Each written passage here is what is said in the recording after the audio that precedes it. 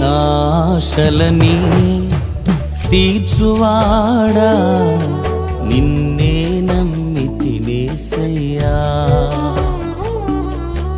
నా ఆశలని తీర్చువాడా, నిన్నే నమ్మితినయ్యా.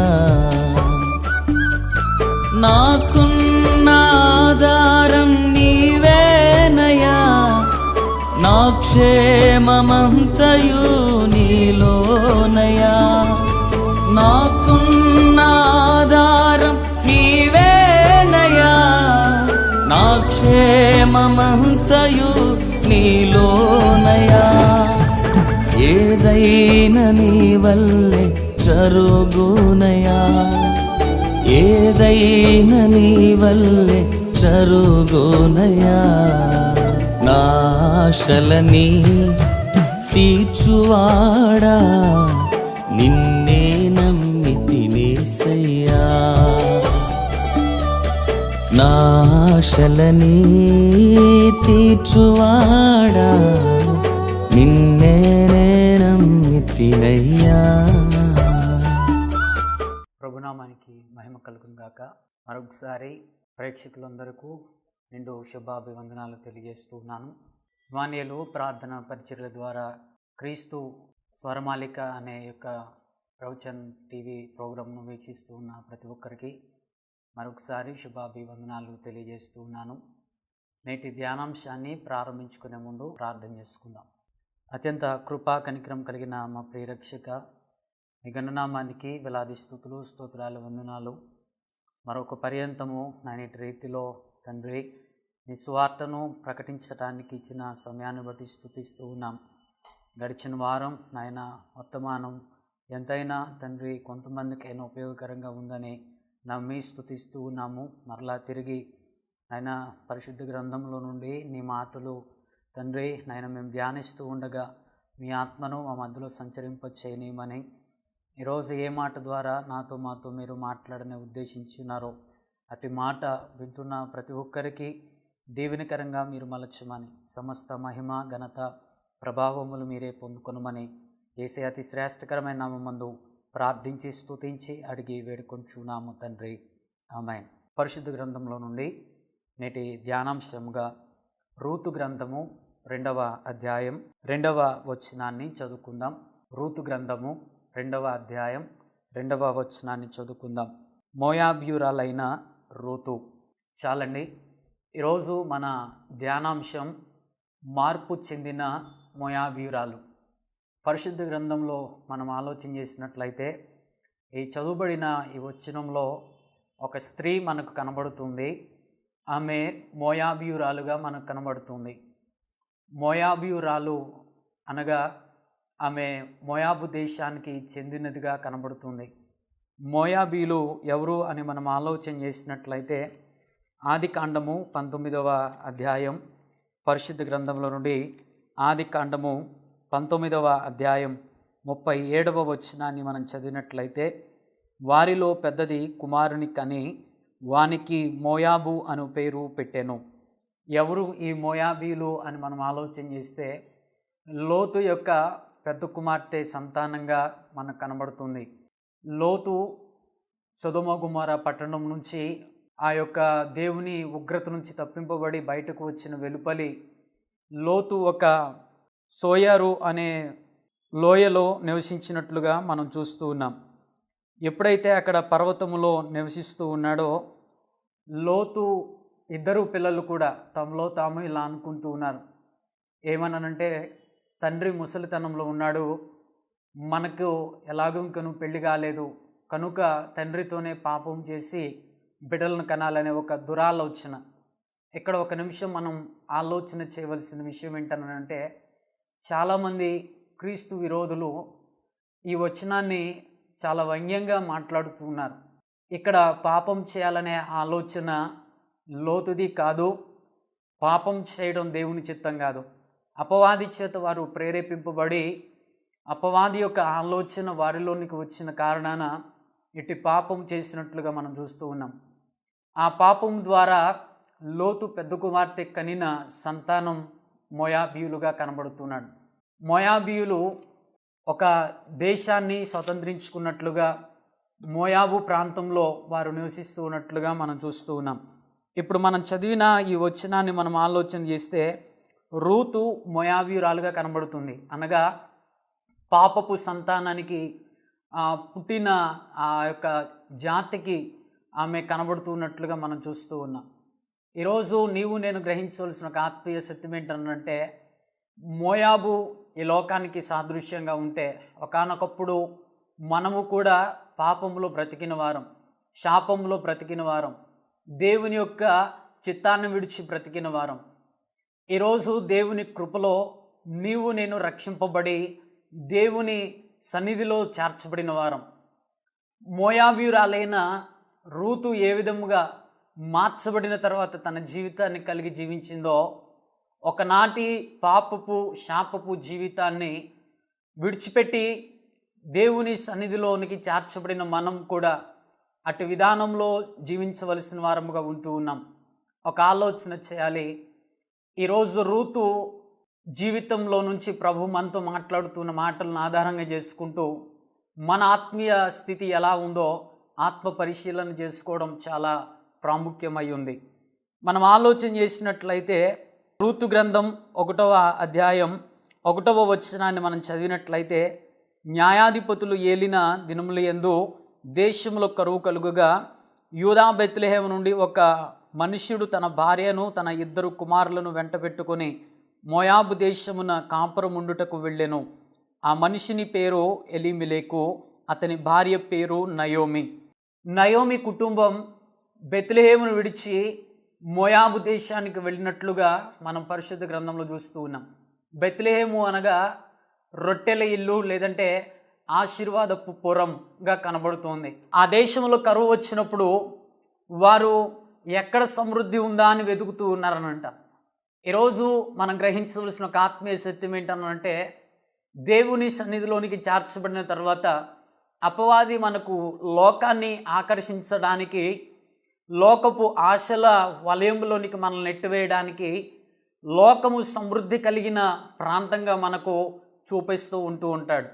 ఇక్కడ నయోమి కుటుంబం కూడా మనం ఆలోచన చేస్తే, బెత్లెహేములో కరువు వచ్చినప్పుడు మోయాబు సమృద్ధి కలిగిన ప్రాంతంగా వారికి కనబడేటట్లు అపవాది వారిని ప్రేరేపించిన కారణాన రొట్టెల ఇల్లు అయినా, ఆశీర్వాదపు పురమైన, దేవుని ఇల్లు అయిన బెత్లెహేమును విడిచి వారు మోయాబు దేశానికి వెళ్ళిపోయినట్లుగా మనం చూస్తూ ఉన్నాం. నయోమి కుటుంబం మోయాబు దేశానికి వెళ్ళి ఏమైనా సాధించిందా అని మనం ఆలోచన చేస్తే, మోయాబు దేశం వెళ్ళిన తర్వాత నయోమి కుటుంబం శిథిలమైపోయినట్లుగా మనం చూస్తూ ఉన్నాం. మొదటగా తన భర్తను కోల్పోయింది. తదుపరి 2 కుమారులకు వివాహాలు ఆ మోయాబు స్త్రీలతోనే చేసినట్లుగా పరిశుద్ధ గ్రంథంలో మనం చూస్తూ ఉన్నాం. మోయాబు స్త్రీలను 2 వివాహం చేసిన కొంతకాలానికే తన 2 కుమారులు కూడా చనిపోయినట్లుగా మనం చూస్తూ ఉన్నాం. ఎప్పుడైతే మోడు బారిన స్థితిలోనికి నయోమి వెళ్ళిపోయిందో, తన కుటుంబము శిథిలమైపోయిన స్థితిలోనికి వెళ్ళిపోయిందో, తాను ఎక్కడ ఉందో తాను గ్రహించగలిగింది. దేవుని పురమైన, రొట్టెల ఇల్లైన, ఆశీర్వాదపు పురమైన దేవుని సన్నిధిని లేదా బెత్లెహేమును విడిచి మోయాబు అనగా పాపములకు సాదృశ్యంగా కనబడుతున్న ఆ దేశానికి వెళ్ళి తన జీవితమంతా కోల్పోయిన స్థితిలో తన 2 కోడండ్రను పిలిచి వారితో మాట్లాడుతూ ఉన్న సందర్భాన్ని మనం చూస్తూ ఉన్నాం. 2 కోడండ్రతో అంటుంది, మీ తల్లి ఇంటికి తిరిగి వెళ్ళండి, వారు అక్కడ మరలా మీకు వివాహాలు చేస్తారు, వారితో మీరు సంతోషించండి అని చెప్పినప్పుడు మొదటిగా చిన్న కోడలు తిరిగి వెళ్ళిపోయినట్లుగా మనం చూస్తూ ఉన్నాం. అయితే మోయాబు దేశానికి చెందిన రూతు అయితే తన జీవితాన్ని మార్చుకుంది కనుక తన అత్తతో ఇలా పలుకుతుంది. మనం చూసినట్లయితే మొట్టమొదటిగా రూతు గ్రంథము 1వ అధ్యాయం 16వ వచనం నుంచి నేను చదువుతున్నాను. అందుకు రూతు, నా వెంబడి రావద్దనియు నన్ను విడిచిపెట్టవనియు నన్ను బ్రతిమాలు కొనవద్దు. నీవు వెళ్ళు చోటకే నేను వచ్చేదను, నీవు నివసించు చోటనే నేను నివసించేదను. నీ జనమే నా జనము, నీ దేవుడే నా దేవుడు. నీవు మృతి పొందు చోటను నేను మృతి పొందేదను, అక్కడనే పాతి పెట్టబడుదును. మరణము తప్ప మరి ఏదైనాను నిన్ను నన్ను ప్రత్యేకించిన ఎడల యెహోవా నాకు ఎంత కీడైనా చేయునుగాక అనెను. మార్చబడిన రూతు మొట్టమొదటిగా పలుకుతూ ఉన్న ఒక శ్రేష్టకరమైన మాటను మనం ఇక్కడ చూస్తూ ఉన్నాం. తన అత్త ఒక అవకాశం ఇచ్చింది, తిరిగి మరలా కుటుంబాన్ని కట్టుకోవడం కోసం, తిరిగి మరలా సంతోషకరమైన ఆనందకరమైన జీవితాన్ని తన దేశంలో పొందుకోవడం కోసం. కానీ రూతు తన అత్త దేశాన్ని కానీ తన అత్త యొక్క జాతిని కానీ ఆలోచన చేసింది కనుక తన అత్తతో ఇలా మాట్లాడుతుంది. ఏమన్నానంటే, అత్త నన్ను నీ వెంట రావద్దని కానీ, లేదనంటే నన్ను నీతో ఉండొద్దని కానీ నువ్వు నన్ను బ్రతిమాలుకోవద్దు. నీవెక్కడుంటే నేను అక్కడే ఉంటాను. నీ జనమే నా జనము, నీ దేవుడే నా దేవుడు. మరణం తప్ప నిన్ను నన్ను ఏది కూడా వేరు చేయడానికి వీలు లేదు. ఇక్కడ ఒక స్థిరమైన నిర్ణయం రూతు తీసుకుంటూ ఉన్నట్లుగా మనం చూస్తూ ఉన్నాం.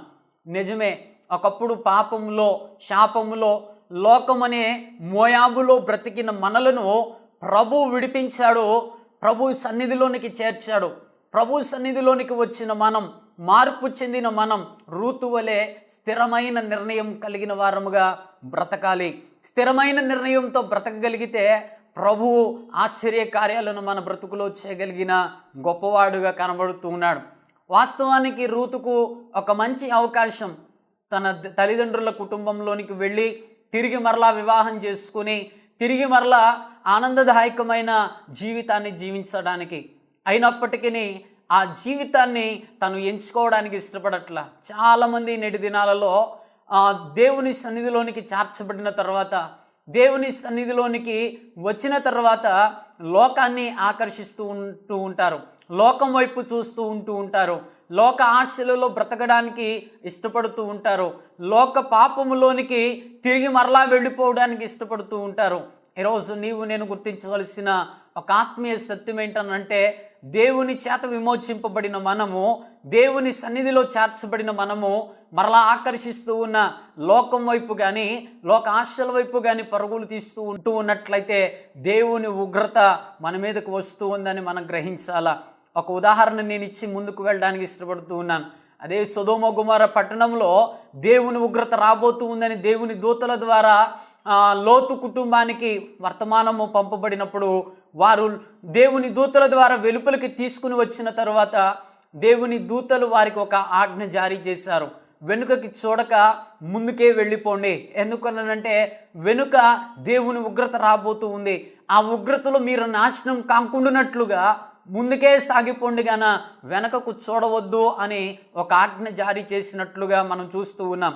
కానీ లోతు భార్య దేవుని ఉగ్రత దిగి వస్తుందని తెలిసినప్పటికీ అక్కడ ఉన్న తన సంపద కోసం, అక్కడ తను విడిచి వచ్చిన బంగారం కోసం, వజ్రవైడూర్యాల కోసం, లోకపు ఆశ కోసం వెనుకకు తిరిగి చూసి దేవుని ఉగ్రతకు పాలైనట్లుగా మనం పరిశుద్ధ గ్రంథంలో చూస్తూ ఉన్నాం. ఈరోజు దేవుని చేత పిలువబడిన మనము, దేవుని చేత విమోచింపబడిన మనము, దేవుని సన్నిధిలో ఆయన బిడ్డలముగా చేర్చబడిన మనము ఒక స్థిరమైన నిర్ణయం కలిగి ఏది ఏమైనప్పటికీ, కీడైనా మేలైనా, లాభమైన నష్టమైన దేవుని సన్నిధిని విడవక దేవుని సన్నిధిలో బ్రతకడానికి కనుక మనం నిర్ణయం తీసుకోగలిగితే ఆయన విడిచిపెట్టేవాడు కాదు. కనుక మార్చబడిన మోయాబీయురాలైన రూతుల నుండి నీవు నేను గ్రహించవలసిన మొట్టమొదటి ఆత్మీయ సత్యం ఏంటనంటే, దేవుని సన్నిధిలో ఆయన బిడ్డలముగా పిలువబడి చేర్చబడిన మనము స్థిరమైన నిర్ణయం కలిగి జీవించగలగాల. రెండవదిగా మనం చూసినట్లయితే రూతు గ్రంథము 2వ అధ్యాయం 2వ వచనాన్ని నేను చదువుతూ ఉన్నాను. మోయాబీయురాలైన రూతు, నీ సెలవైన ఎడల నేను పొలములోనికి పోయి ఎవని కటాక్షము పొందగలనో వాని వెనుక పరిగి నేరుకొందునని నయోమితో చెప్పగా ఆమె నా కుమారి పొమ్మనెను. 7వ వచనాన్ని మనం చదువుదాం. ఆమె నేను కోయివారి వెనుకకు పనళ్ళ మధ్యను ఏరుకొని కూర్చుకొనుటకు దయచేసి నాకు సెలవిమ్మని అడిగాను. ఆమె వచ్చి ఉదయం మొదలుకుని ఇది వరకు ఏరుకొనుచుండెను, కొంతసేపు మాత్రము ఆమె ఇంట కూర్చుండెనని వాడు చెప్పాను. చాలండి. రెండవదిగా మార్చబడిన రూతు ఎట్టి ఆత్మీయతలో బ్రతికింది అని మనం ఆలోచన చేసినట్లయితే, అతను వెంబడించిన తర్వాత అత్తతో కలిసి అత్త కష్టం మీద ఆధారపడి బ్రతకడానికి ఇష్టపడలేదంట. లేదనంటే అత్త పోషిస్తుంది కదా అని అత్త పోషించే విధానం కోసం తాను ఎదురు చూసినట్లుగా కనబడట్లేదు. తన అత్తతో ఎలా పలుకుతుంది, ఏమన్నానంటే, నీ సెలవైన ఎడల నేను పొలములోనికి పోయి ఎవని కటాక్షము పొందగలనో వాని వెనుక పరిగి నేరుకొందునని నయోమితో చెప్పగా, ఇక్కడ మనం ఆలోచన చేసినట్లయితే అత్త వెనుక సుఖాన్ని అనుభవించడానికి రాలేదు, కానీ అత్త వెనుక కష్టాన్ని అనుభవించడానికి ఆమె ఇష్టపడి వచ్చినట్లుగా మనం పరిశుద్ధ గ్రంథంలో చూస్తూ ఉన్నాం. తన కుటుంబ పోషణ కోసం, తన కుటుంబ అభివృద్ధి కోసం తన వంతుగా తాను కష్టపడి పని చేయడానికి నిర్ణయం తీసుకున్న వ్యక్తిగా మార్చబడిన మోయాబీయురాలైన రూతు మనకు కనబడుతుంది. దేవుని సన్నిధికి వచ్చాక మన ఆలోచన ఎలా ఉంటుంది, ఇక నా సమస్తము కూడా దేవుడే చూసుకోవాలా, ఇంకా నేను ఏమి చేయనో నా అవసరతలన్నీ కూడా ఆయనే చూసుకోవాలా. నిజమేనండి, ఆయన మన ప్రతి అవసరతలో సహాయం చేసే గొప్ప దేవుడే. కాకపోతే దేవుని సన్నిధి ఒక కుటుంబముగా కనబడుతుంది. ఈరోజు దేవుని సన్నిధి అనే కుటుంబంలో చేర్చబడిన నీవు నీ కుటుంబ పోషణ కోసం, అనగా సంఘ క్షేమాభివృద్ధి కోసం, సంఘ ఎదుగుదల కోసం, సంఘ అభివృద్ధి కోసం నీ వంతు నీవు కష్టపడగలగాల. ఆలోచన చేయి. రూతు అయితే అనంట సుఖాన్ని అనుభవించడానికి ఇష్టపడలేదు. అత్తను వెంబడించిన ఆమె అత్త కుటుంబ పోషణ కోసం కష్టపడటానికి నిర్ణయం తీసుకున్నట్లుగా మనకు కనబడుతుంది. ఈరోజు దేవుని సన్నిధిలో దేవుని కుటుంబముగా, దేవుని బిడ్డలముగా పిలువబడుతున్న మనం మన సంఘ క్షేమము కోసం, మన సంఘ అభివృద్ధి కోసం మన వంతు మనము శ్రమించగలుగుతూ ఉన్నామా? ఆలోచన చేయాలా. మనవంతు మనము కష్టపడగలుగుతూ ఉన్నామా? మనం చేయగలిగిన ప్రయాసను దేవుని పని కోసం మనం చేయగలుగుతూ ఉన్నామా? ఆలోచన చేయాలా. ఇక్కడ రూతు అయితే తను సుఖాన్ని అనుభవించడానికే వచ్చినట్లుగా కనబడట్లేదు, కానీ అత్త కుటుంబ పోషణ కోసం, అత్త కుటుంబ అభివృద్ధి కోసం తన వంతు తాను ప్రయత్నం చేస్తూ కష్టపడినట్లుగా ఇక్కడ మనకు కనబడుతుంది. ప్రియమైన దేవుని సంఘమా, సంఘం ఎదగాలి అనంటే, సంఘం అభివృద్ధి చెందాలి అనంటే, సంఘంలో నూతన ఆత్మలు చేర్చబడాలి అనంటే, సంఘమైన కుటుంబంలో చేర్చబడిన నీవు నీ వంతుగా నీ సంఘ క్షేమాభివృద్ధి కొరకు, సంఘ ఎదుగుదల కొరకు, సంఘ అభివృద్ధి కొరకు నీవు కష్టపడి పని చేయగలగాల. ఆలోచన చేయాలా. సంఘ అభివృద్ధి కొరకు ఏ రోజైనా కష్టపడ్డ వారమేనా? అలా కాకుండా దేవుని దగ్గరకు వచ్చాక అన్నీ నాకు దీవెనలు రావాలి, దేవుని దగ్గరకు వచ్చాక అంతా సుఖంగానే ఉండాలి, దేవుని దగ్గరకు వచ్చాక అన్ని ఆశీర్వాదాలు నాకే కావాలి అంటూ నీవు స్వలాభము కోసం కనుక దేవుని సన్నిధిలో ఉంటూ ఉన్నట్లయితే ఎంత మాత్రము కూడా నీవు క్షేమాన్ని పొందలేవు, ఎంత మాత్రము కూడా నీవు ఆత్మీయతలో బలపడలేవు, ఎంత మాత్రము కూడా నీవు దేవుని ఆశీర్వాదాన్ని సమృద్ధిగా పొందుకోలేవు. కనుక మార్చబడిన మోయాబీయురాలైన రూతు తన జీవితం ద్వారా నీతో నాతో మాట్లాడుతుంది. సంఘం అనే కుటుంబంలో చేర్చబడిన నీవు నేను ఆ కుటుంబ పోషణ కొరకు, ఆ కుటుంబ ఎదుగుదల కొరకు, ఆ కుటుంబ ఆశీర్వాదం కొరకు మన వంతు మనము ప్రయాసపడగలగాల. మూడవదిగా మనం చూసినట్లయితే రూతు గ్రంథములో నుండి 2వ అధ్యాయం వచనాన్ని మనం చదివినట్లయితే, కాబట్టి యవల కోతయు గోధుమల కోతయు ముగి వరకు ఆమె ఏరుకొనుచు బోయేజు పనికత్తుల యొద్ద నిలకడగా నుండి తన అత్త ఇంట నివసించెను. మూడవదిగా మనం చూస్తూ ఉన్నాం, మార్చబడిన మోయాబీయురాలైన రూతు అనంట నిలకడగా ఉంది. ఆలోచన చేయండి. దేవుని సన్నిధిలో నీవు నేను నిలకడగా ఉండగలుగుతూ ఉన్నామా? ఏదైనా సావుకుడు కష్టంతో కూడిన మాట ఏదైనా మాట్లాడితే ఇక ఆ సంఘం మనకు అవసరం లేదు, స్థిరత్వం మనలో ఉండదు. ఏదైనా ఒక గద్దెంపుతో కూడిన మాట మన చెవులోనికి వస్తే గాన ఇక దేవుని సన్నిధి మనకు అవసరం లేదు. ఇక్కడ రూతును గనుక మనం ఆలోచన చేసినట్లయితే దేవుని సన్నిధిలో ఆమె నిలకడగా ఉన్నట్లుగా మనం చూస్తూ ఉన్నాం. ఆధ్యాత్మికంగా ఆలోచన చేసినట్లయితే ఏ పొలములోనికైతే తాను వెళ్ళిందో పరిగి ఏరుకొనడానికి, ఏ పొలంలో అయితే అడుగు పెట్టిందో అదే పొలంలోనంట నిలకడగా జీవించిందనంట ఆమె. ఈరోజు రక్షింపబడిన నీవు, ఈరోజు మార్పు చెందిన నీవు, ఈరోజు సంఘంలో చేర్చబడిన నీవు నిలకడగా దేవుని సన్నిధిలో బ్రతకగలుగుతూ ఉన్నావా? ఆలోచన చేయాలా? ఒకప్పుడు అన్యురాలుగా కనబడుతుంది రూతు. దేవుని ఎరగని ప్రజల మధ్యలో జీవించిన వ్యక్తిగా కనబడుతుంది. పాపానికి సాదృశ్యమైన మోయాబులో బ్రతికిన వ్యక్తిగా కనబడుతుంది. కానీ ఎప్పుడైతే నయోమి కుటుంబంలో చేర్చబడిందో, ఎప్పుడైతే బెత్లెహేము వారసురాలుగా మార్చబడిందో, ఆమె జీవితం అంతా కూడా మార్చివేసుకుంది. మొట్టమొదటిగా స్థిరమైన నిర్ణయం కలిగి బ్రతికింది. రెండవదిగా కష్టపడటానికి ఇష్టపడింది. మూడవదిగా నిలకడగా నిలిచి ఉందనంట. ఆలోచన చేయి. మార్చబడిన నీవు, పాపం నుంచి విడిపింపబడిన నీవు, శాపం నుంచి విడిపింపబడిన నీవు, దేవుని సన్నిధిలో చేర్చబడిన నీవు, దేవుని బిడ్డగా పిలువబడుతున్న నీవు, దేవుని సన్నిధిలో స్థిరంగా ఉండగలుగుతూ ఉన్నావా? దేవుని సన్నిధిలో నీవంతు నీవు కష్టపడగలుగుతూ ఉన్నావా? దేవుని సన్నిధిలో నీవు నిలకడగా బ్రతకగలుగుతూ ఉన్నావా? మార్చబడిన మోయాబీయురాలైన రూతు అనంట స్థిరమైన నిర్ణయం కలిగి కష్టపడటానికి ఇష్టపడి నిలకడగా జీవించిన కారణానంట దేవుడు ఆమెను విడిచిపెట్టలేదు. దేవుడు ఆమెను విడిచిపెట్టలేదు. బోయాజును వివాహం చేసుకోవడానికి దేవుడు ఆమె పట్ల కృపను చూపించినట్లుగా మనం చూస్తూ ఉన్నాం. బోయాజును వివాహం చేసుకోవడం వల్ల బోయాజు యూదా వంశానికి చెందినవాడిగా మనకు కనబడుతూ ఉన్నాడు. బోయాజులో నుండి యెషయా వచ్చాడు, యెషయాలో నుండి దావీదు వచ్చాడు, దావీదులో నుండి యేసు ప్రభువారు ఈ లోకంలోనికి వచ్చినట్లుగా మనం చూస్తూ ఉన్నాం. ఎంతటి ప్రాధాన్యతనంటే యేసు క్రీస్తు వంశావళిలోనంట మార్చబడిన మోయాబీయురాలు చేర్చబడే ధన్యత రూతు పొందుకుంది. కారణం ఏంటనంటే ఆమె తన బ్రతుకును మార్చుకోవడం మాత్రమే కాకుండా స్థిరమైన నిర్ణయం కలిగి కష్టపడటానికి ఇష్టపడి నిలకడగా దేవుని సన్నిధిలో ఉన్నట్లుగా మనం చూస్తూ ఉన్నాం.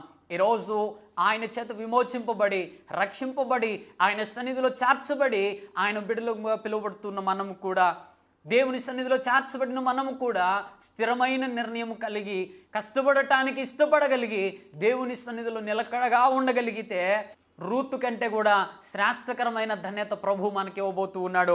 రూతు అయితే యేసుక్రీస్తు వంశావళిలో చేర్చబడింది. కానీ ప్రభు నీకు నాకు ఇస్తూ ఉన్న ఆ శ్రేష్టకరమైన ధన్యత ఏంటి అని మనం ఆలోచన చేస్తే ప్రకటన గ్రంథము 3వ అధ్యాయము 5వ వచనాన్ని మనం చదివినట్లయితే, జయించువాడు అలాగున తెల్లని వస్త్రములు ధరించుకొనును, జీవ గ్రంథములో నుండి అతని పేరు ఎంత మాత్రమునో తుడిచిపెట్టక నా తండ్రి ఎదుటను ఆయన దూతల ఎదుటను అతని పేరు ఒప్పుకొందును. ఇక్కడ శ్రేష్టకరమైన మాట పలుకుతూ ఉన్నాడు. ఇక్కడ మనం చూస్తూ ఉన్నాం 7 నక్షత్రములు సార్దీస్ సంఘముతో ప్రభు మాట్లాడుతూ ఉన్న మాట ఏంటంటే, జీవ గ్రంథములో నుండి అతని పేరు ఎంత మాత్రమును కూడా తుడిచివేయబడదు. ఈరోజు ప్రభు నీకు నాకు ఇస్తూ ఉన్న శ్రేష్టకరమైన ధన్యత ఏమయ్యింది అని మనం ఆలోచన చేసినట్లయితే, దేవుని సన్నిధిలోనికి విమోచింపబడి రక్షింపబడి ఆయన బిడ్డలముగా చేర్చబడిన మనము కనుక స్థిరమైన నిర్ణయం కలిగిన వారముగా, కష్టపడటానికి ఇష్టపడగలిగిన వారముగా, నిలకడ కలిగి ఆయన సన్నిధిలో నిలిచి ఉండే వారముగా మనము బ్రతకగలిగితే మన పేరనంట జీవ గ్రంథంలో లిఖింపబడుతుందనంట. నమ్మితే స్తోత్రం చెల్లిద్దాం. హల్లెలూయా. ఈరోజు దేవుడు నీకు నాకు ఒక శ్రేష్టకరమైన ధన్యతను ఇవ్వడానికి నీతో నాతో మాట్లాడుతూ ఉన్నాడు. ఏదో నామక భక్తిని కొనసాగిస్తూ ఏదో అవసరం ఉన్నప్పుడు దేవుని సన్నిధిలో ఉంటూ అవసరం అయిపోయిన తర్వాత నీ ఇష్టానుసారముగా లేదంటే మన ఇష్టానుసారముగా బ్రతుకుతూ ఉన్నామేమో. ఈరోజు ఒకసారి ఆత్మ పరిశీలన చేసుకుందాం. పాపం నుంచి విడిపించిన దేవుడు, శాపం నుంచి విడిపించిన దేవుడు ధన్యకరమైన జీవితాన్ని నీకు నాకు ఇవ్వటానికి ఇష్టపడుతూ ఉన్నాడు. ఆ ధన్యకరమైన జీవితం నీవు నేను పొందుకోవాలనంటే మార్చబడిన మోయాబీయురాలైన రూతు ఏ విధముగా స్థిరమైన నిర్ణయం కలిగి జీవించిందో, ఏ విధముగా కష్టపడి బ్రతకడానికి ఇష్టపడిందో, ఏ విధముగా నిలకడ కలిగి నిలుచుండటానికి ఇష్టపడిందో, ఈరోజు నీవు నేను కూడా దేవుని సన్నిధిలో స్థిరమైన నిర్ణయం కలిగిన వారముగా బ్రతకగలిగితే, దేవుని సన్నిధిలో దేవుని పరిచర్య కొరకు కష్టపడటానికి ఇష్టపడగలిగితే, దేవుని సన్నిధిలో నిలకడగా నిలిచి ఉండగలిగితే, దేవుని రాజ్యంలోనంట జీవ గ్రంథంలోనంట నీ నా పేర్లు లిఖింపబడటం మాత్రమే కాక ఆ పరలోకపు దేవుని పట్టణములో దేవుని ఎదుట దూతల ఎదుట నీ పేరు నా పేరు ఆయన ఒప్పుకుంటానంటూ ఉన్నాడు. ఈరోజు అట్టి ధన్యత నీవు నేను పొందుకోవాలనంటే మార్పు చెందిన మనం మోయాబీయురాలైన రూతు వలె బ్రతకవలసిన వారముగా ఉంటూ ఉన్నాం. ఆత్మ పరిశీలన చేసుకుందామా? ప్రభు ఈ నూతన సంవత్సరంలో మన ఆత్మీయ జీవితాన్ని మరలా పరిశీలన చేస్తూ ప్రశ్నిస్తూ ఉన్నాడు. ఎందుకో తెలుసిన, మార్చబడిన మనము మార్పు చెందిన వారంగా బ్రతుకుతూ ఉన్నామా, లేదనంటే లోకం ఆకర్షిస్తూ ఉండగా లోకాశల వైపు పరుగులు తీస్తూ ఉన్నామా? అందుకేనేమో నష్టాలు, అందుకేనేమో కష్టాలు, అందుకేనేమో బాధలు, అందుకేనేమో శ్రమలు. నా ముగింపులో నేను ఒక మాటను చెప్పడానికి ఇష్టపడుతూ ఉన్నాను. కీర్తనల గ్రంథం 34వ అధ్యాయం 19వ వచనాన్ని మనం చదివినట్లయితే, నీతిమంతులకు కలుగు ఆపదలు అనేకములు, వాటన్నిటిలో నుండి యెహోవా వానిని విడిపించును అనే ఒక శ్రేష్టకరమైన ధన్యత అక్కడ మనకు కనబడుతుంది. ఈరోజు నీవు నేను దేవుని సన్నిధిలో ఉండగా ఎదురవుతున్న శ్రమలకు, ఇబ్బందులకు, ఇరుకులకు భయపడక ఆయన మీద ఆధారపడగలిగి, స్థిరమైన నిర్ణయం కలిగి, దేవుని పరిచర్య కొరకు కష్టపడగలిగి, దేవుని సన్నిధిలో నిలకడగా ఉండగలిగితే బాధలు వచ్చినా ఆయన విడిచిపెట్టేవాడు కాదు, ఇబ్బందులు వచ్చినా ఆయన విడిచిపెట్టేవాడు కాదు, ఆర్థికపరమైన సమస్యలు వచ్చినా ఆయన విడిచిపెట్టేవాడు కాదు. వాటన్నిటిలో నుంచి విడిపించి జీవ గ్రంథములో మన పేరును లిఖించగలిగిన గొప్పవాడు నీవు నేను నమ్మిన దేవుడు. కనుక ఒకసారి ఆత్మ పరిశీలన చేసుకుంటూ దేవుని పాదాలు పట్టుకుందాం. ఇంతకాలం ఎలా జీవించామో, దేవుని చిత్తానుసారంగా స్థిరమైన నిర్ణయం కలిగి దేవుని సన్నిధిలో బ్రతికామో లేదో, దేవుని పరిచర్య కొరకు మనవంతు మనము ప్రయాస పడగలిగామో లేదో, దేవుని సన్నిధిలో మనము నిలకడగా నిలిచుండగలుగుతూ ఉన్నామో లేదో ఆత్మ పరిశీలన చేసుకుంటూ, ఒకవేళ అలా బ్రతకలేకపోతూ ఉన్నట్లయితే, అపవాది ఆకర్షిస్తూ ఉండగా అవ్వమ్మ వలె మనం ఆకర్షితులం అయిపోతూ ఉన్నట్లయితే, లోతు భార్య వలె ఆకర్షితులం అయిపోతూ ఉన్నట్లయితే, మన బ్రతుకు శాపగ్రస్తమైన బ్రతుకు అని మనం గ్రహించిన వారమై ఈరోజు ఒక నిర్ణయంలోనికి వద్దాం. అయ్యా, మార్చబడిన నేను, నీ చేత విమోచింపబడిన నేను, నీ చేత రక్షింపబడిన నేను, నీ సన్నిధిలో నీ బిడ్డగా చేర్చబడిన నేను నాన్న, ఇప్పుడు ఒక నిర్ణయంలోనికి వస్తున్నానయ్యా. స్థిరమైన నిర్ణయం కలిగినన్నా నేను నీ మీదే ఆధారపడతానయ్యా. నేను నీ సేవ కోసం నాయనా నా వంతు నేను కష్టపడతానయ్యా, ప్రయాసపడతానయ్యా. నీ సన్నిధిలోనే నేను నిలిచి ఉంటానయ్యా. బాధ అయినా, శ్రమ అయినా, ఇబ్బంది అయినా, ఇరుకైనా, ఏది ఏమైనా నాన్న నేను నీ మీదే ఆధారపడతానయ్యా అని ఒక తీర్మానంలోనికి వద్దాం. దేవుని కృప మనందరికీ తోడయ్యుండును గాక. ఆమేన్. ప్రార్థన చేసుకుందాం. అత్యంత కృపా కనికరం కలిగిన మా ప్రియ రక్షక, మీ ఘననామానికి వేలాది స్తుతులు, స్తోత్రాలు, వందనాలయ్యా. నాయన, ఈరోజు మార్చబడిన మోయాబీరాలైన రూతు జీవితంలో నుండి మీరు మాతో మాట్లాడారు. ఒకానొకప్పుడు నాయన మేము కూడా శాపములో, పాపములో బ్రతికిన వారం నాన్న, మోయాబు అనే ఈ లోకంలో బ్రతికిన వారమయ్యా. అయినప్పటికీ నీ కృప చేత ఆ శాపము నుంచి, ఆ పాపము నుంచి విమోచించి నాయన నీ సన్నిధిలో నీ బిడ్డగా మమ్మల్ని చేర్చుకున్నారయ్యా. అయినప్పటికీ నాన్న మార్పు చెందిన వారముగా బ్రతకవలసిన మేము మా ఇష్టానుసారంగా తండ్రి ఆకర్షిస్తున్న లోకానికి లోబడిపోతూ బ్రతుకుతున్నామేమో. దయతో మమ్మల్ని మన్నించండి నాన్న. మార్పు చెందిన మోయాబీరాలైన రూతు ఏ విధముగా స్థిరమైన నిర్ణయం కలిగి జీవించిందో, నాయన ఏ విధముగా కష్టపడి నాయన బ్రతకడానికి తీర్మానం చేసుకుందో, ఏ విధముగా తండ్రి నాయన నిలకడగా నీలో నిలిచుండడానికి ఇష్టపడిందో, అట్టి ఆత్మీయ గుణ లక్షణాలు కలిగిన వారముగా, స్థిరమైన నిర్ణయం కలిగిన నీ సేవ కోసం కష్టపడే వారముగా బ్రతుకుతూ నీ సన్నిధిలో నిలిచి ఉంటూ నాయన యెహోమందు నీ దీవెనకు, పరమందు నీ రాజ్యంలో తండ్రి మీరు అనుగ్రహించే జీవగ్రంథంలో పేరు లిఖింపబడుట కొరకు నాయన మేము ఆత్మీయతలు బలపడే కృపావరములను మాకు అనుగ్రహించమని, విత్తబడిన మాటలు వింటున్న ప్రతి ఒక్కరికి దీవెనకరంగా మీరు మలచమని, సమస్త మహిమ, ఘనత, ప్రభావములు మీరే పొందుకొనమని యేసు అతి శ్రేష్టకరమైన నామంలో ప్రార్థించి స్తుతించి అడిగి వేడుకొంచున్నాము తండ్రి. ఆమేన్. వీక్షిస్తున్న అందరికీ మరొకసారి హృదయపూర్వక వందనాలు.